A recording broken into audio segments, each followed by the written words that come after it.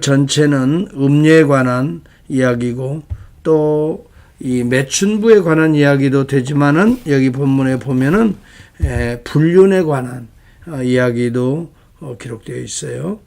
그래서 자기의 남편이 이렇게 출장을 멀리 떠났는데 이렇게 우리 집에 와서 불륜을 하자 뭐 이런 내용도 그 뒤에 이 모두 통틀어서 음녀라 이렇게 우리가 볼 수가 있어요.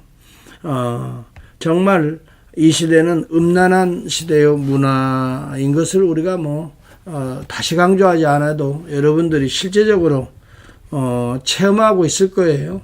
모든 컴퓨터나 심지어 핸드폰이나 손쉽게 접속할 수 있는 이런 환경 속에 우리들이 살아가고 있어서 이러한 유혹과 미혹을 참 많이 받아요. 우리는 우리의 자신을 경건하게 지켜내지 않으면 바로 그러한 음란한 우리들의 마음과 생각이 나를 멸망의 길로 한순간에 쾌락 같지만 궁극적으로는 여기 본문에도 나오는 말씀처럼 흑암 속으로 우리를 몰고 가는, 우리가 그것을 안다면 어찌 그 길 가겠어요? 우리가 그 미래를 안다면 어찌 우리가 이런 미혹에 빠질 수 있습니까? 오늘 성경은 구체적으로 이야기합니다. 그러나 여기 한 단계 더 들어가서 이런 윤리적인 문제를 더 적용하기 위해서는 진리로 들어가야 된다. 제가 그 이야기를 강조하지요. 진리로 들어가야 돼요.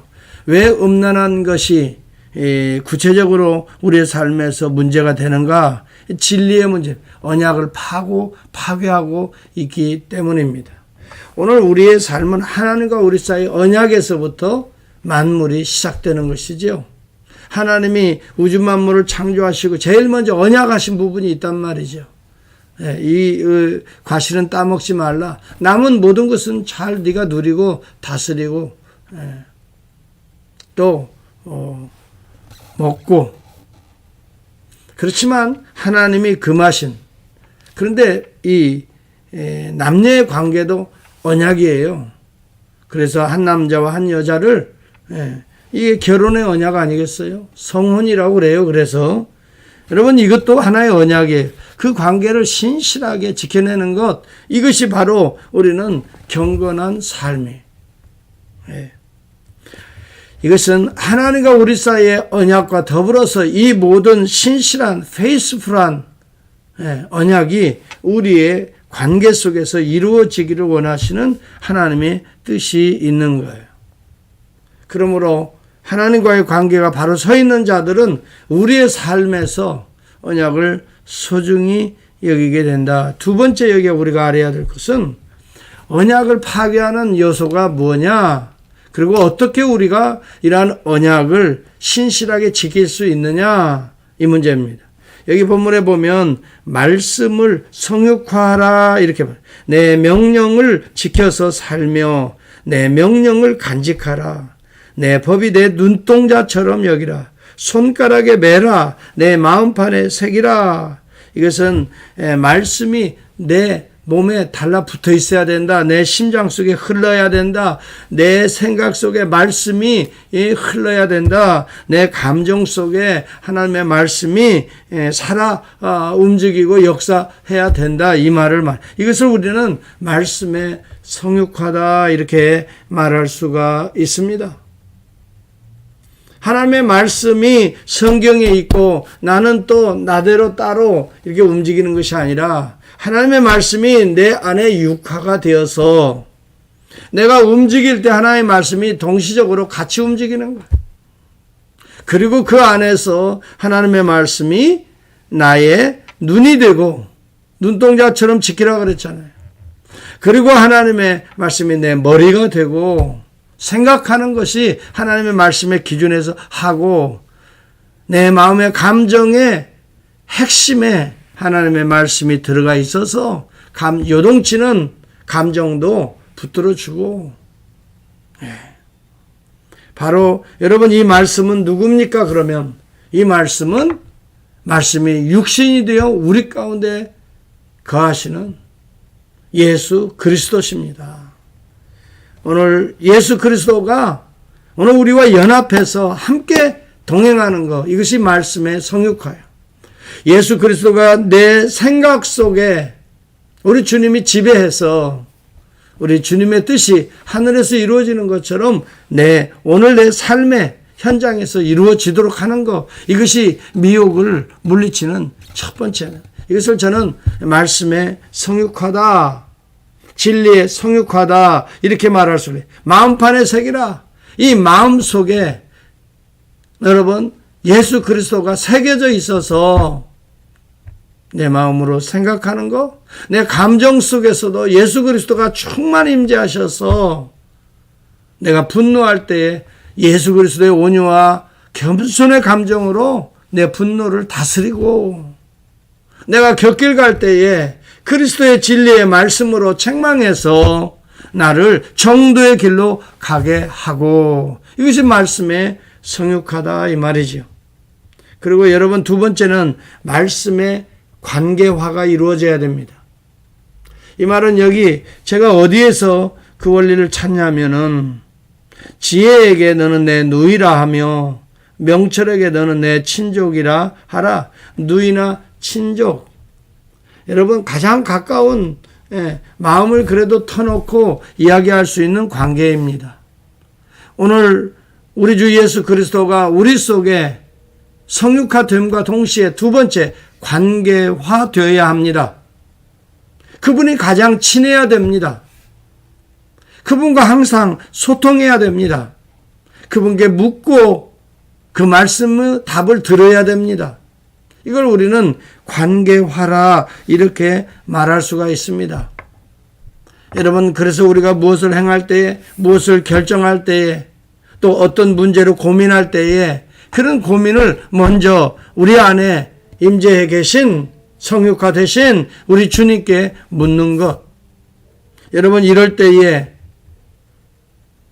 은밀하게 내 안에 들어오는 이 음란한 생각들이나, 여러분 음란이라는 것은 육체의 음란도 있겠지만 조금 더 나가보면 영적 음란도 있어요.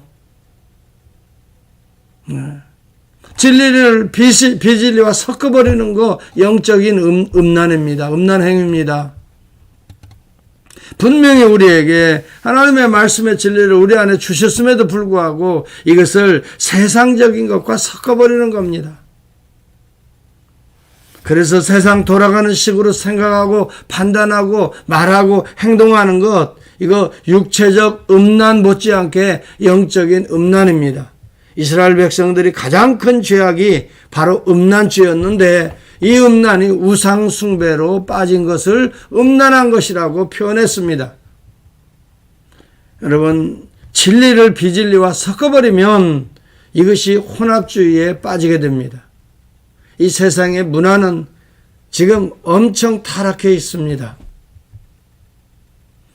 엊그제도 우리 목사님들을 만나서 미팅을 하는데 정말 이 동성애 문제 때문에 아주 심각하고, 이것이 오늘 교회에 침투하고,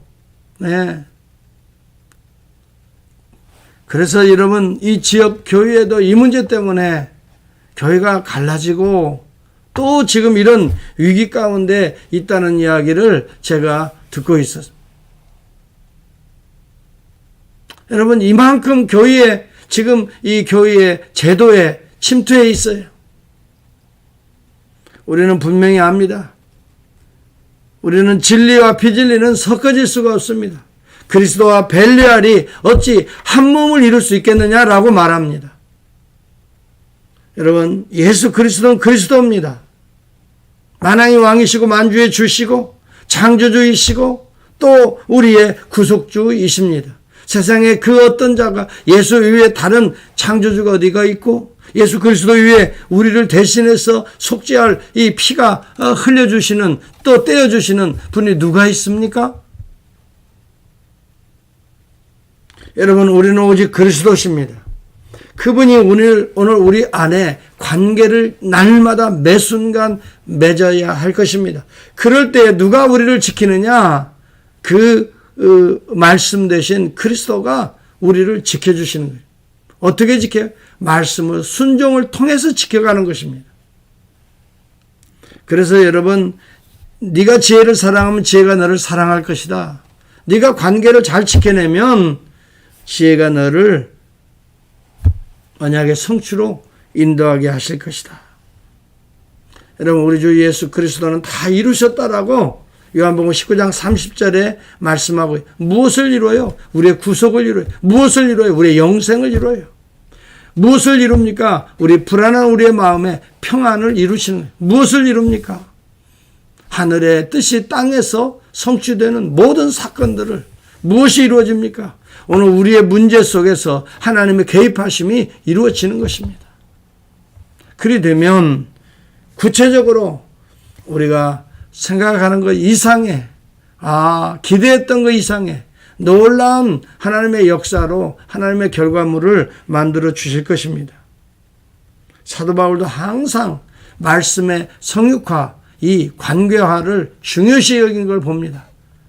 여러분, 서로 간에 분쟁이 있을 때도 그 안에 예수 그리스도를 관계로 풀어가라라고 말해. 너희 안에 이 마음을 품으라. 빌립보서 2장을 보십시오. 빌립보 교회의 어려운 문제들이 요디아 순덕에뿐만이 아니라 어려운 문제들이, 갈등들이 없지 않아 요즘도 다 그렇지만 그 시대나 이 시대나 사람들이 모인 곳에서는 또 모든 우리의 관계 속에서는 트러블이 없다고 볼 수가 없잖아요. 그거 인정하죠? 그런데 그 트러블을 우리가 어떻게 다루어 가느냐가 더 중요한 것이지요. 없을 수는 없어요. 살다 보면 다 그런 관계 속에 우리가 놓이게 되는데, 중요한 것은 어떻게 풀어가느냐. 오늘 여기 지혜가 풀어줘야 됩니다. 지혜는 우리 주 예수 그리스도, 말씀이고 말씀이 성육화되신 그리스도십니다. 이 관계로 풀어가라는 것입니다. 그런데 많은 사람들이 주님을 생각하지 않아요. 어떤 문제가 있으면 먼저 내 감정을 앞세웁니다. 먼저 내 얄팍한 이익을 앞세웁니다. 먼저 내 생각, 경험, 지식, 이거 가지고 이 문제를 풀어가려고 합니다. 물론 그런 것들이 소중합니다. 그걸 전혀 무시하지 말라고 저는 말하고 싶어요. 우리의 경험, 생각, 지식, 공부한 거, 또 인간의 삶을 통해 배운 다 중요하지만 중요한 그런 것들이, 소중한 것들이 나의 문제를 풀어가는 자원이 되려면, 자산이 되려면 영적, 소위 말하면 관계성이 있어야 돼요. 그 속에 예수 그리스도가 살아계셔야 되고, 그 속에 그리스도의 지식과 그리스도의 온유와 겸손이 살아 들어가서 관계를 맺고 있어야 되는 거예요. 우리의 지식, 아는 것 속에 그리스도께 복종치 못한 것이 앞서 있다면 우리는 곁길로 갈 수밖에 없잖아요. 우리의 마음속에 예수 그리스도의 관계성, 온유와 겸손이 우리 안에 없다면 우리는 교만한 길로 나의 유익만을 찾아서 갈 수밖에 없잖아요. 인정하시죠? 여러분, 정말 중요한 것은 말씀의 성육화뿐만이 아니라 말씀의 관계화입니다. 날마다 주님과의 관계를 묵상하고 생각하고, 여러분, 다윗이 바세바에 범죄하는 그 순간에도 말씀의 성육화와 말씀의 관계화를, 그 과정을 그가 겪어갔다면 그는 충분히 이겼을 거라고 나는 생각해요. 그 이후에 벌어지는 정말 압살롬의 반란이라든지 왕궁을 쫓겨난다든지, 또 정말 압살롬 자기 사랑하는 아들이 결국은 원수가 되어 요압 장군에 의해서 정말 죽게 된다든지, 낳았던 아들이 정말 사산된다든지, 이런 참 비극적인 일이 없었겠죠. 여러분, 우리에게 중요한 것은 오늘도 바로 그겁니다. 우리 안에는 여러 가지 문제들과 숙제들이 던져질 것입니다. 또 미혹이 그 순간에도 있을 것입니다.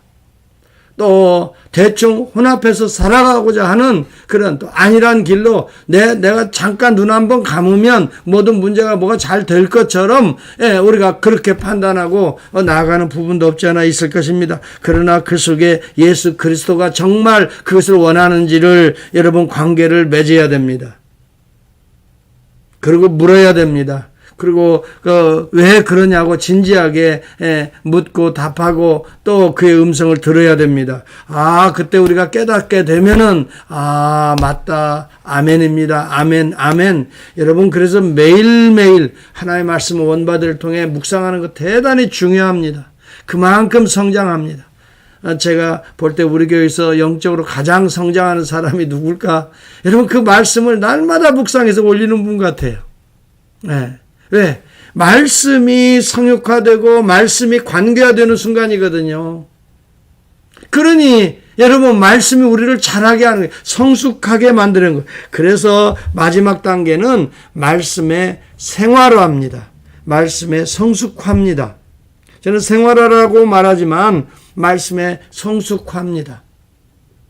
미숙한 아이가 점점점 자라가게 되는 것이다, 이 말이에요. 말씀을 계속 먹고 말씀과 관계를 하면 그 관계를 맺은 사람의 성품으로 우리가 바뀌어져 갑니다. 이것을 우리는 말씀의 생활화라고 말하고 대부분 그렇게 말하지만 저는 말씀의 성숙화라고 말합니다. 성숙화를 줄이면 성화입니다. sanctification. 점점 거룩하게 성숙되어진다 하는 것입니다. 참으로 오늘 주어진 말씀이 음란한 이 우리의 심령 같지만 음란한 세대를 말하고 하나님과 관계에 있어서 진리와 비진리를 섞어가는 이 문제에 대한 위험성을 지적하게 되는데 이것에 대해서 우리는 말씀의 성육화가 필요하다. 말씀의 관계화가 필요하다. 그렇게 되면 말씀의 생활화, 성숙화로 이어질 것이다. 오늘 이것이 저는 이 잠언 7장을 통해서